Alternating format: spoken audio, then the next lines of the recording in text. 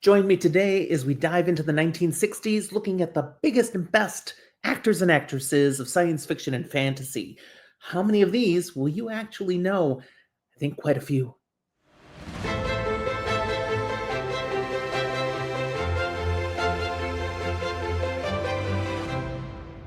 Welcome to Fantasy for the Ages, the show where a father and son talk about fantasy, science fiction, horror, and other nerdy things we enjoy. I'm Jim, the father of this show, coming at you with another top 10 list. Although I have to admit, I've got 11 today, but you'll understand why in just a moment. If you enjoy this ranked list, I hope you'll give it a thumbs up, hit that like button, and subscribe to our channel if you haven't done so yet. Now, you might have seen the 1950s episode that I had to start off this series with a lot of people you'd probably never heard of, and a bunch of films that, wow, people watched stuff like this back then, but it was really good stuff, honestly. However, I heard you, I sense you want these episodes to be a little shorter, so I'm bringing this one a little faster to you now, and I'm just going to jump right into the list. So let's go. The top 10 from the bottom up, but starting with my honorable mention, James Darren. Now, why? Why does James Darren make the list? Well, he was the star of The Time Tunnel, a British sci-fi series from 1966 to 1967, which was huge. And that alone is worthy of getting him recognition. But that's not why he's here. I mean, that's the initial reason, but he gets honorable mention because he comes back in the 1990s on Star Trek Deep Space Nine. Did you recognize him? Vic Fontaine, the charismatic, self-aware, holographic lounge singer from 1960s Las Vegas. So there's another hit for the 60s. He was a great part of the Deep Space Nine story, had an ear for everyone who needed to hear. Fantastic, and I just loved it. So James Darren, you get the honorable mention. But let's get now to the top 10. From the 1960s, I start off with DeForest Kelley. Now, DeForest Kelley, of course, his big claim to fame here in the 60s is Star Trek, the original series. Running from 1966 to 1969, 3 seasons, he is the amazing Bones. Dr. Leonard McCoy, a crudgeony one side of the triangle of the core cast that ran the Enterprise. I love Bones. Always did, always will. That's all he's got in science fiction and fantasy. But he also did a ton of Westerns here in the 60s. He's all over the place. You gotta check it out. I mean, after he did Star Trek, well, the Westerns are mostly in the rearview mirror then, but he got his bones on Westerns. Number 9, Jonathan Harris. Now, Jonathan Harris first shows up in this genre in 1961 in the episode 22 of The Twilight Zone. Yes, we had The Twilight Zone now in the 60s. What a great episodic odd sort of show. If you don't know The Twilight Zone, look it up. Wikipedia it. It's amazing. And a lot of these science fiction and fantasy actors dabbled in The Twilight Zone, and Jonathan Harris was one. But his much bigger role here in science fiction fantasy was Lost in Space, running from 1965 to 1968, as he plays Dr. Zachary Smith, the cowardly yet cunning saboteur who ends up stuck on this spaceship and provides a lot of comic relief throughout the series. Jonathan Harris has done a lot of other acting, but these were his 60s science fiction and fantasy entries. Now we'll move on to number 8 on my list, James Doohan. And he was big in the 60s in a number of ways. His first turn in is 1963, The Twilight Zone, where he plays Dan in Valley of the Shadow. Then he comes back in The Outer Limits in 1964, another episodic science fiction, creepy, paranormal sort of show. Twilight Zone, Outer Limits, hand in hand with each other. They were both great. And in this one, he's playing Major Clint Anderson in Expanding Human. He also does a number of appearances in The Man from U.N.C.L.E. Starting in 1964, he played in The Shark Affair, 1966, The Bridge of Lions affair, and multiple other episodes, always as a different character. A man of many faces and many characters, James Doohan.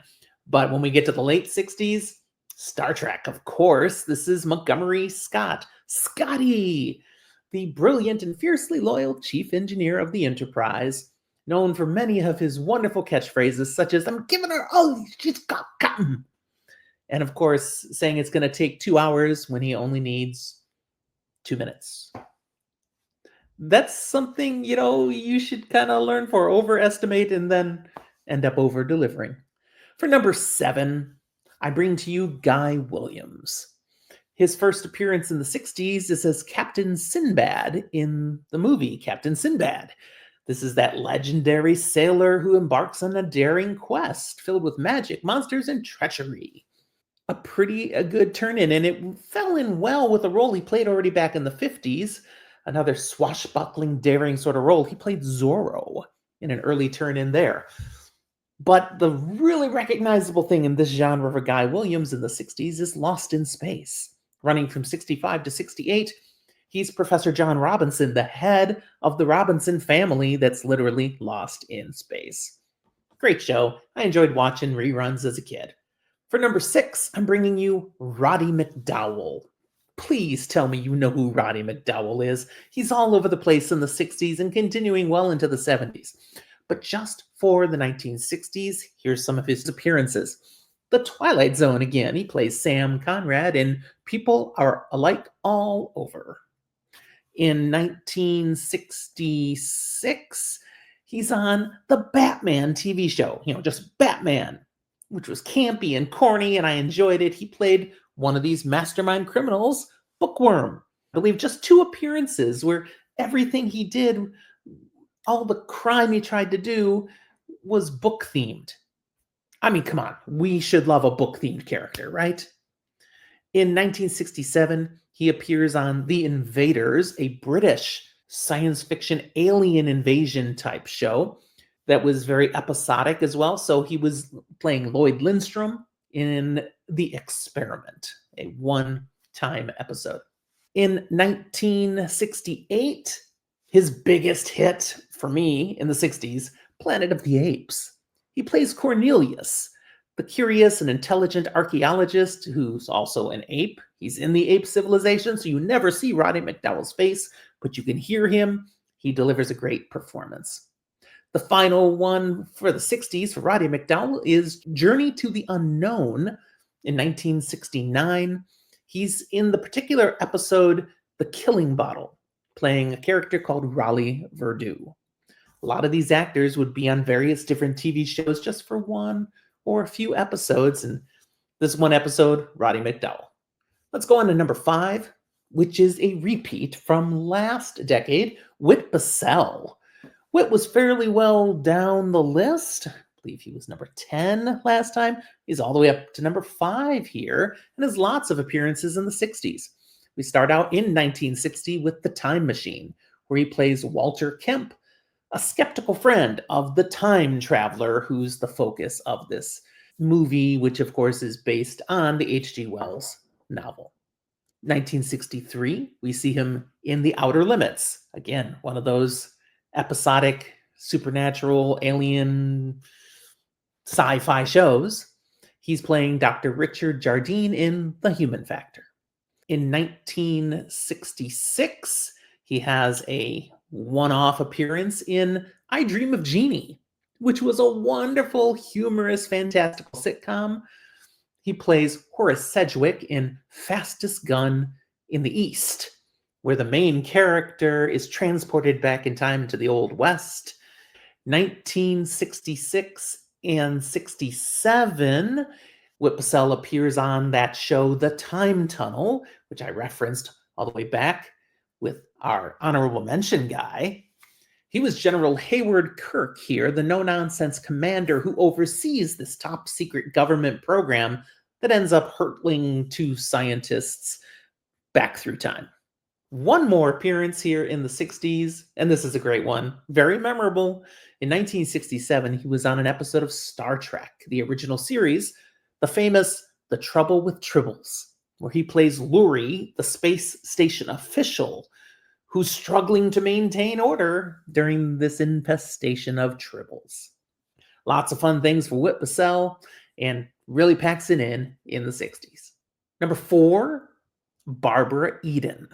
I don't know if you remember Barbara Eden. She's got one particularly big role. It's going to be the last one I mention here, but first we start off 1962, where she plays the princess in The Wonderful World of the Brothers Grimm, which had a number of segments to it, and she's in the Dancing Princess segment. She is the cursed princess who can't stop dancing at night. Her next appearances come in 1964, where she's got 3 different credits here to mention. First, Voyage to the Bottom of the Sea, a sci-fi flick where she plays Lieutenant Kathy Connors on a deep sea mission filled with unexpected dangers.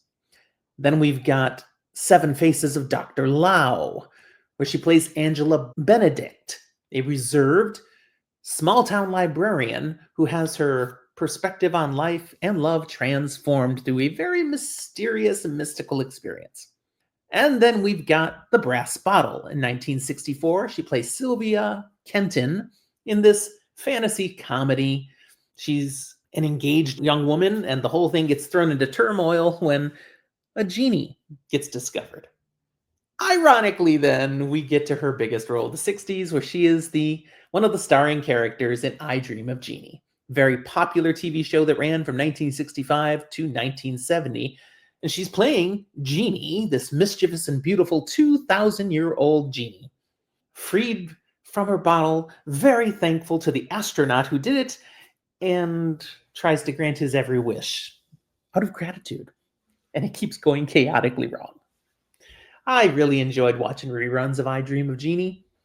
It finished its run just as I showed up in the world, but it was on reruns for quite a long time.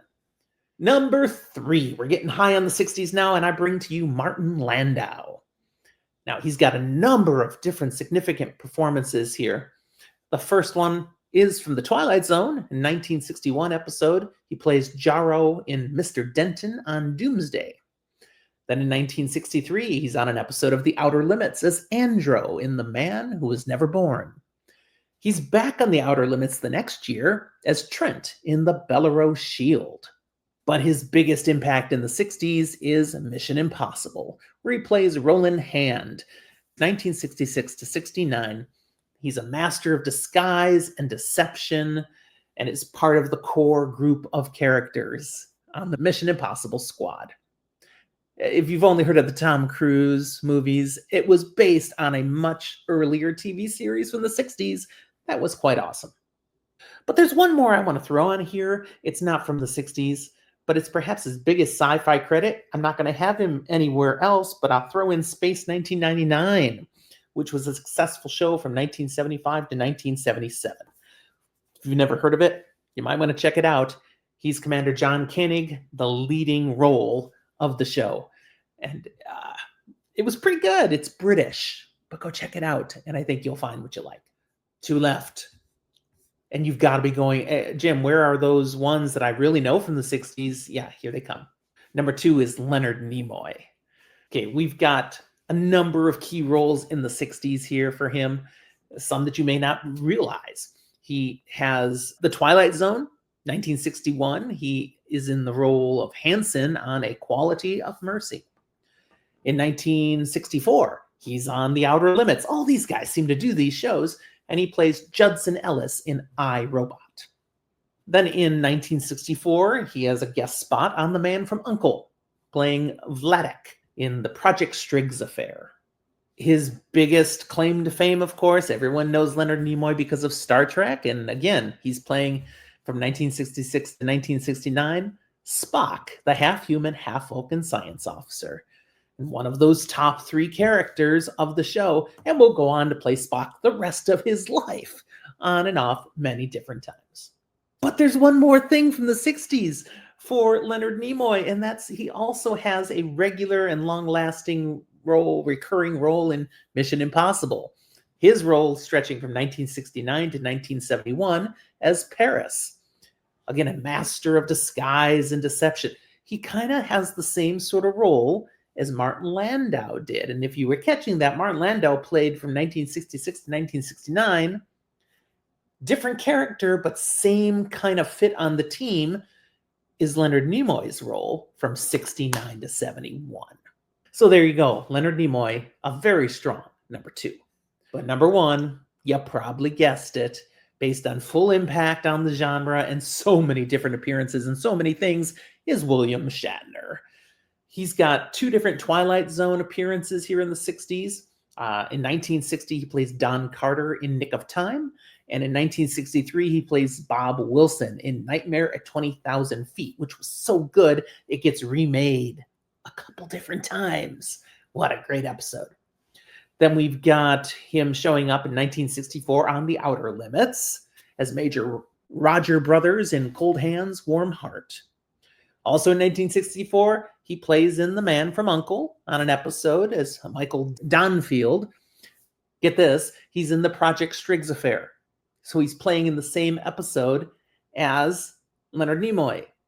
Before their Star Trek days, they got to play roles together on this particular The Man from U.N.C.L.E. episode.